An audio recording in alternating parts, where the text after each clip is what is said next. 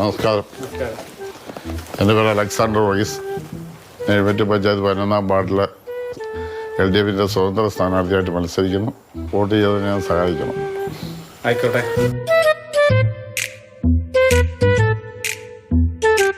ഇപ്പം ഞാൻ എഴുമറ്റൂർ ഗ്രാമപഞ്ചായത്തിൽ 11-ാം വാർഡിലെ LDFിൻ്റെ തന്നെ സ്ഥാനാർത്ഥിയാണ്. എൻ്റെ ചിഹ്നം 2-ലെയാണ്. അതുകൊണ്ട് ദയവ് ചെയ്ത് നിങ്ങൾ ഓരോരുത്തരും എന്നെ വോട്ട് ചെയ്ത് സഹായിക്കണം. 11-ലെ LDF സ്ഥാനാർത്ഥിയാണെന്ന് പറഞ്ഞല്ലേ മറ്റേ പുള്ളി നമ്മുടെ വീട്ടിൽ വന്നത്? ഇദ്ദേഹവും LDF സ്ഥാനാർത്ഥി എന്നാ പറഞ്ഞല്ലേ? അപ്പോൾ ഇനി ശരിക്കും LDF സ്ഥാനാർത്ഥി ആരായിരിക്കും? ആകെപ്പാടെ കൺഫ്യൂഷൻ ആയല്ലോ.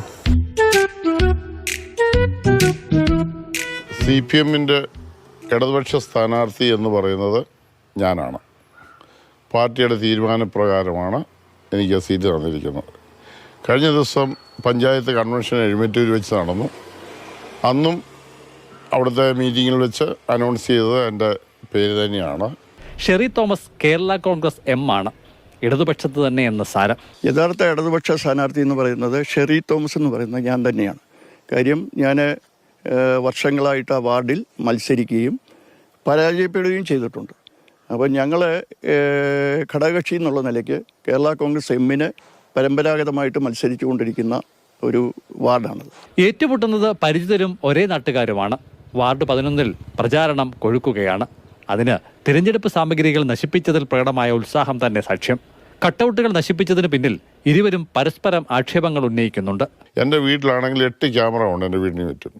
ഞാൻ ശനിയാഴ്ച വൈകിട്ട് 8:30 വീട്ടിൽ കയറിയതാണ്. ഞാൻ അടുത്ത ദിവസം 8:30 പള്ളിയിൽ പോകാനായിട്ടാണ് പരിക്കാതൊന്നും ഇറങ്ങുന്നത്. അപ്പം ആർക്ക് വേണമെങ്കിലും വന്ന് പരിശോധിക്കാം ഞാൻ എവിടെ പോയി എന്നുള്ളത്. ചത്തത് കീചകനെങ്കിൽ കൊന്നത് എതിർ സ്ഥാനാർത്ഥിയായ അലക്സാണ്ടറും കൂട്ടരുമാണ്. അലക്സാണ്ടർ വർഗീസ് KSRTC മുൻ ജീവനക്കാരൻ, പഴയ കോൺഗ്രസ്സുകാരനാണ്. ഷെറി തോമസ് മുൻപേ 2-ലെയാ. ഗ്രാമപഞ്ചായത്ത് മുൻ അംഗവും. വിട്ടുകൊടുക്കില്ല എന്നതാണ് ഇരുവരുടെയും നിലപാട്. ഇതിനിടെ കൈനനയാതെ മീൻ പിടിക്കാനുള്ള ശ്രമത്തിലാണ് UDF. ഇരുവരുടെയും നാട്ടുകാരൻ രഞ്ജി തോമസ് ആണ് UDF സ്ഥാനാർത്ഥി. ഇടതു വോട്ടുകൾ ഭിന്നിക്കുന്നതിൽ ഇവിടെ ലഡു പൊട്ടുന്നത് UDFിലാണ്. സുധീഷ് തിരുവല്ലയ്ക്കൊപ്പം CK അഭിലാൽ, മാതൃഭൂമി ന്യൂസ്, പത്തനംതിട്ട.